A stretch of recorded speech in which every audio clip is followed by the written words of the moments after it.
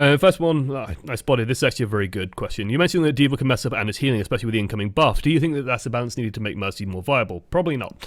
Just because if they're picking D.Va, you've kind of already won. D.Va isn't that great at the moment. In general. Like, Defense Matrix is really good. Really, really good.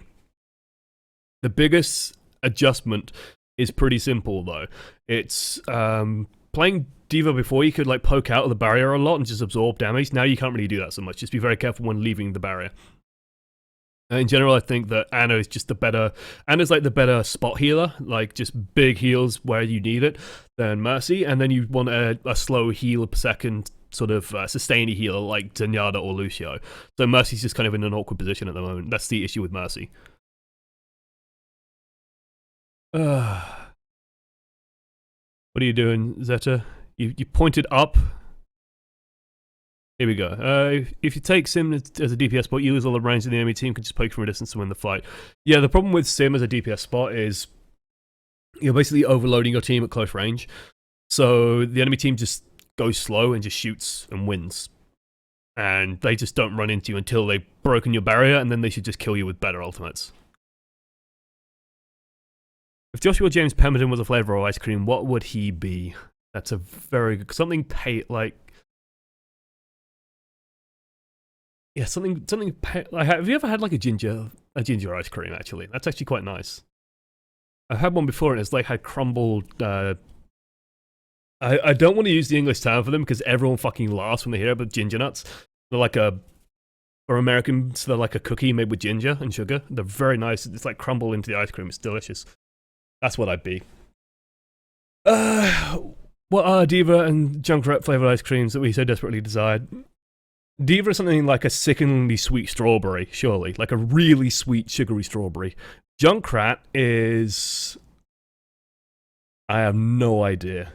But Junkrat's like a Knickerbocker... Like one of those Knickerbocker glories with like fucking sparklers crammed into it, and that's what Junkrat is. Can I now make a snurf to get GM playing only Junkrat? No. Also, on a more serious note, what do you think is the best reticle for Anna Soldier?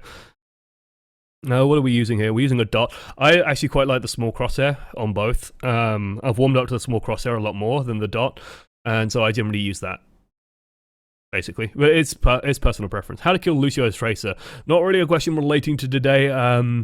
Slowly is the usual way. Just try and track well and hope. Practice is the answer. Like, Lucio's always going to be a hard kill. He should be low priority for you. If Junkrat is inconsistent, why is he still used at higher ranks and getting value? Because even people at higher ranks don't necessarily know how to capitalize if the enemy team has a Junkrat and how to abuse that properly. It's not something that you see often, so some people just like panic. A good example is a game we had yesterday where the enemy team was running like a 5 DPS team lineup with 1 support and we still lost because the Genji went fucking insane and just like kept charging into the enemy team on his own and then thought he was going to have a free win and just didn't play normally and just fed. So people have that aspect to them. People don't know, like there's people who got to high rank who still do things like, oh, they have a Junkrat on Temple of Anubis defense who's spamming out of one corridor. Let's still keep going into that corridor. It's like, why? Why are you doing that to yourself? That's why people aren't great at the game. If the enemy team reacts appropriately, Junkrat's just not going to do as much. And people like say this, I guess, half as a joke.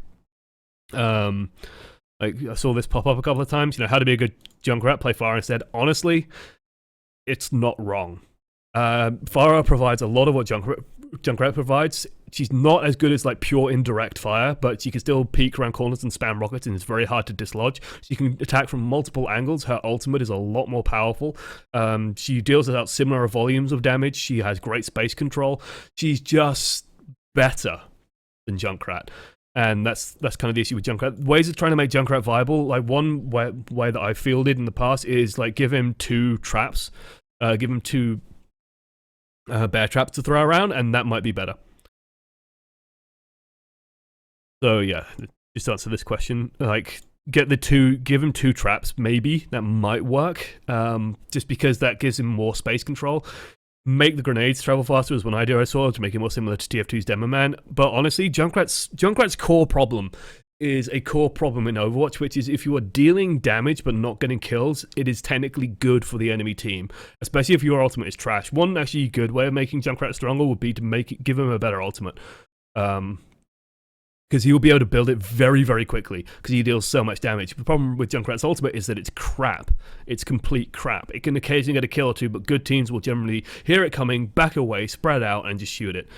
And yeah, then you just lose. Like, if Junkrat had a better ultimate, I think he would be a way stronger hero. So maybe you could go that route. Junkrat best place to ult is to go on top of the main choke at the second point, so you could just surprise the enemy team and drop the tire straight into the enemy team when they push. I know what you mean with that. Yeah, I believe you mean... Can I get a good... Let's try and find a good angle so we can see the map. There we go. That'll do. I believe you mean like standing up here and then just dropping it right down. Yeah, that can work. The problem with doing that is... like you're stood up here, so the enemy team might have an angle on you coming in. If they don't, even if they don't, the enemy team's still sort of pushing forward. And if they're aware, then they will just find a way to dislodge you and take their time, or they will just go this way. In which case, they just shoot it, like trying to come when it tries to come over this way, or this way. Like they just don't walk under it. But remember, while you're up here, you are not busy like shelling down damage this way, shelling down damage this way, shelling down damage this way, and it can get killed, sure, but to me, that's like a gimmicky play that might or might not work. Is it May more effective at holding a choke than Junkrat and brings a better ult when you use Junkrat over a May? No, in my mind, you are correct. Because May has the advantage of holding a choke while not feeding ultimate charge. Like, she exerts the same kind of pressure where the enemy team doesn't want to push through that route. But when she exerts her pressure, she's not doing it through feeding the enemy team ultimate charge. She's doing it through just putting a wall up, and then you go and kill whatever decided to stumble through. We already did the D.Va flavor of ice cream. What's the most effective way to use Junkrat's ult? I found that using it as close as I can with 5 to enemy... 5's them little reaction. I'm guessing next steel pop tire is slow health. Honestly, the best times that I've used. Hey, cheese potato 999. Welcome. Love your name. You like a good cheese potato. Anyway, one of the best ways I found to actually use tire is, let's say the enemy team is actually pushing through this way, and we're being a good boy and we're stood back here and we're spamming. Okay. One of the best ways I know to use tire is you send the tire and then you just let it nuzzle into the wall here, for example, and because it's not moving, you actually can't hear it anymore. So the enemy team walks in and then you just pop it out and kill. And like using it at long range and then just stalling it for a while and just letting it sit somewhere and block it off with a wall is actually, I found, much more effective because the enemy team gets a bit, is it gone? Is it here? Where is it? What's happening? And the amount of times people just start advancing forward is actually staggering. And so you can catch people. You could do the same if you do bring it up here, and you could just like let it rest on the back of this pillar, and then just drop it down. Like there are different ways of doing it, but don't be afraid to just like push it against the wall and let it stop.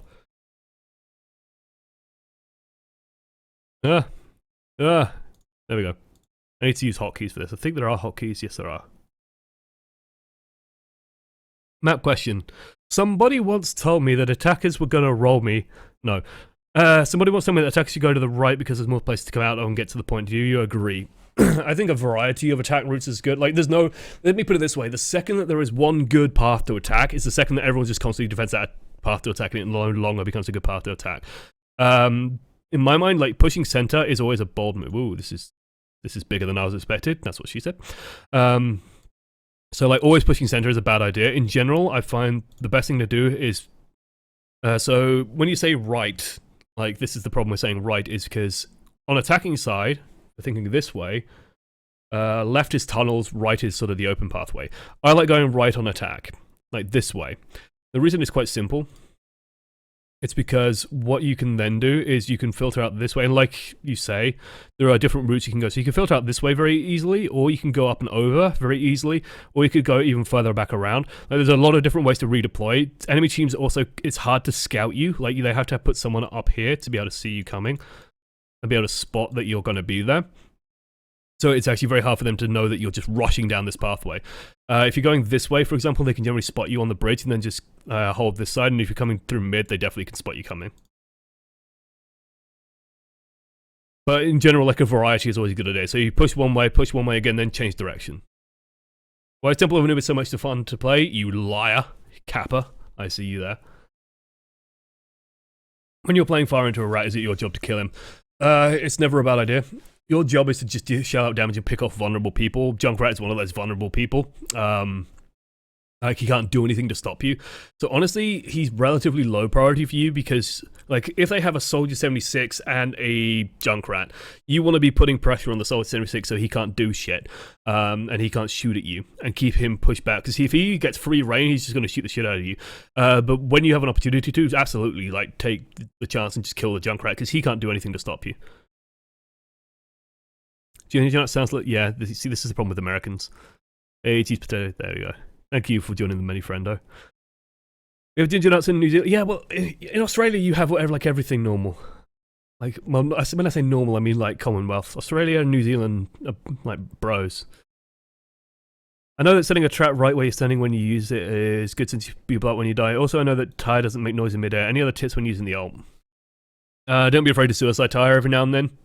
It can work if you just sit in the middle of the enemy team. Sometimes the most valuable thing you can do is die and just kill something. Putting a trap like putting a trap underneath you will catch people out. The thing I'll say is that as you get higher and higher rank, people are very aware of that and will just run away from your corpse reliably. It doesn't work very well. What else flavor ice can you be? Cabbage flavor. Yeah, infrared. It's because you're a diehard of the cabbage crew. It's a burned cookie flavor. Sounds about right. As D.Va, when do you use defense matrix in a brawl-like scenario, and when do you save it for that incoming ult? Don't think of it as saving it for an incoming ult. Think of it as just stopping damage. In general, you want to be, like, when your team already has a lot of damage sources, just put the defense matrix up. It's no different than being Reinhardt and just holding a barrier up and letting your team do its job. Because your team isn't taking damage anymore, the enemy team is taking damage. It's just common sense to me that you just block damage coming in. Your team is dealing more damage than theirs is, you win. The only time that you start brawling is when, like, it's starting to wind down or there's a target that just needs reliable DPS. So if there's a Lucio close to you, for example, you just constantly funneling DPS into him just wears him down and will just kill him. Just finish him off. Baked Alaska, that's a very good point. Ooh, I like that. And yeah, like, that's when I say start shooting. Also, like, if there's a Roadhog trying to take a greedy half of a paint can, well, he's not dealing any damage, so you just ping into his head and he'll die. Got a lot of infrared, you've been banned. How would you improve Junkrat's ultimate? Exploding when destroying it, something completely different. I'd probably change it to something completely different. I don't know how you change it. That's not my job, I'm not a designer, thank God. I need to have a good hard think on what you'd have to do to make Junkrat's ultimate work. You could try and make him like techies and give him an ultimate that's like a cloaked bomb that you set up, and then you press Q and you press it the second time and then it just explodes. That would be funny. That would be completely funny. Is Ryan completely useless against junk spam? No, quite the opposite. Ryan is amazing against Junkrat spam because he stops the damage coming in. D.Va's better. If they have a Junkrat, run Reinhardt plus D.Va and watch the barrier never die. Just advance forward with the defense matrix up, and then by the time you're in front of the Junkrat, he's sort of going, hello mates, and there's like a 2,000 hit point barrier. You've used your defense matrix up, but you've stopped 2,000 damage, so hey, it worked. Daddy, I noticed your comment? Yeah, damn right. Did he win or lose? He won, missed. Is your favorite ability the ability of Junkrat to press H in the spawn? Missed mine. Did I Captain Cats? Did I really? I saw that one. Did I miss a question? Just ask the question. Oh, is it this way? Yeah, I talked about this. You nuzzle into walls and stuff. That's what I was talking about. Please give detailed analysis of the news that Junkrat laying down in the bushes and stopping the payload and no one noticing strategy. It's pretty fucking cool. Tracer is also very good for those kind of strategies. Tracer, if you sit in the corner of a control point and just sit, she's tiny. The only thing with Tracer is she like does that rock because she's fucking antsy and like never sits still. She must have been such a pain as a child. But yeah, like it's not a bad idea actually. It's also a funny one is just lying down on the payload and people not being able to spot you. Like, he camouflages surprisingly well.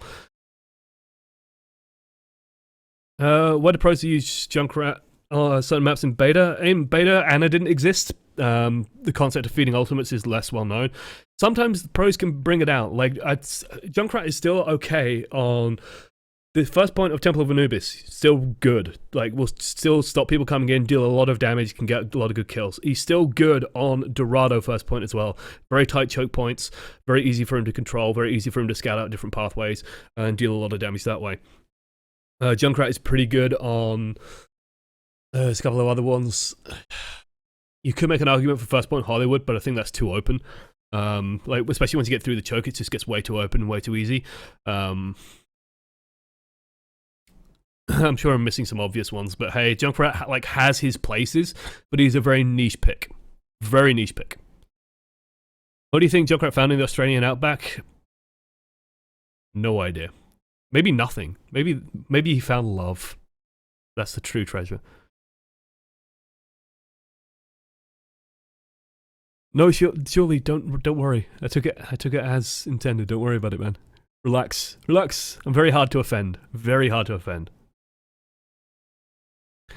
When is it best to pick D.Va over another tank? Winston feels like better is going after squishies, and Zarya seems better when just pushing with the team. Basically, yeah.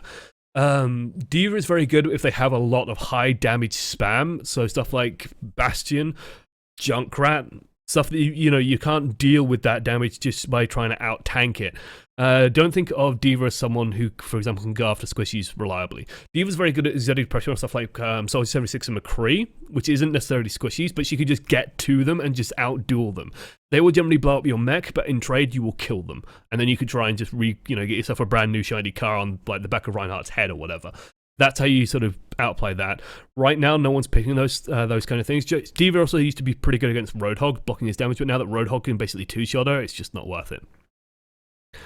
In general, I'd say that D.Va got a bit over-nerfed in my mind. I said this since the PTR changes went in. What's your opinion of Zarya getting charged thanks to Junkrat spam? Something that's, like, as I said, one of Zarya's favourite games is catching rockets with her face. Same applies to Junkrat. If you are playing Junkrat, you've just got to surrender to the fact that the enemy Zarya will be on 100% charge full time and just give her no respect. No respect. You can blow through her barrier in 2 grenades and it's a big target, so just blow it up and kill her. Honestly. If we judge the Overwatch heroes purely on sex appeal and sanity, Junkrat and Roadhog are clearly dead last on both fronts. Do you think Jeff from the Overwatch team is deliberately trolling us fine Aussies, or do you think he once had a psycho Aussie girlfriend who's guarded him for life and is influencing his creative instincts? Australians are fucking insane anyway. You guys are mad. Like, you live in a country that is boiling hot most of the time with dangerous, insanely dangerous wildlife. You're all daredevils, you're all fucking gorgeous regardless, because you're all fit and go outdoors and stay in the sun anyway. I think you could deal with it as well. I think if any nation on the planet could deal with people making fun of them and taking the piss a bit, it's Australia. So, yeah, I think Australia can handle it. And let's be fair, like, Junkrat, if he cleaned himself up, could probably be quite the man. And Roadhog, Roadhog might not even be from Australia, because he's got the Mako skins. He might be an islander. Stylosa once told me that Bastion isn't going to be OP in the next patch. Did he? Did he really?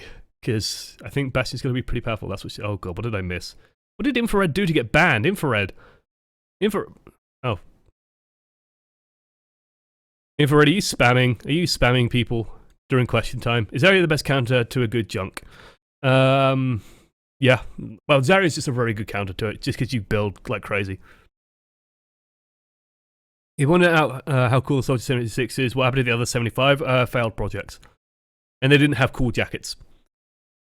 Another alt tip is never blow it in midair if you want to kill Hog. Yep, thank you, Zeet. You want that one? Jesus! Poor... Mod abuse, everyone's... Oh god. Moderation to me should be like underpants. It should be there, but it's best when it's not noticed.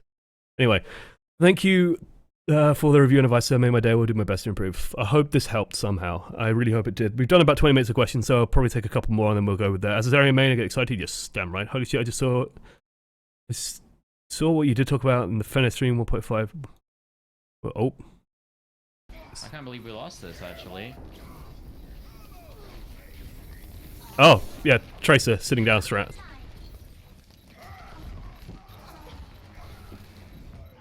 Nice. Nice. Oh god. Oh god, it's a real life Junkrat. Oh god, no. I've done this wrong. Yes! No, go away. No! Stop! You guys can see all my windows as well. No porn in there. Anyway, that should about wrap it up. I put like 30 cabbage crew in one speech for no reason. Oh god. Oh god. Okay, guys, we're done. Thank you for watching to the end for Coach of the Many. If you want to send in your footage, you can. Saw the porn? Damn straight you did. It's beautiful porn. If you want to send in your footage, this is how you do it. It's on screen right now, but I'll explain it as well. Send an email to oamreviews@gmail.com. Don't send me an email, by the way, asking, is this the correct email address to send this to? Because I don't respond to emails, because I respond to enough emails in my day-to-day life that I don't need to respond to even more. So just send it in, and it might get picked. Put in the title, the hero name, and the rank. And if you're a Twitch subscriber or not, it's just my way of giving back. Why Twitch subscribers? Well, if you're a Twitch subscriber, you have more of a chance of getting selected. If I'm debating between two very similar games or two games from the same hero, I'll probably pick the Twitch sub just as my way of giving back to them and supporting them. Thank you thanks to them giving me money, basically. Awesome. And like paying for this series. It's pretty cool. And yeah, that should be it. I think that's everything. So thank you everyone for joining us. Hopefully this has been somewhat helpful with Junkrat and D.Va. Hopefully this has helped get some priorities and that kind of stuff. And yeah, should be back tomorrow. Definitely come by and watch live on the stream if you haven't already. The show is even better live as you have people to talk to rather than just listening to me waffle for a good hour and a half. So definitely come by 10 p.m. GMT at ESL_OneAmongstMany. Otherwise, thanks for watching to the end. Toodles.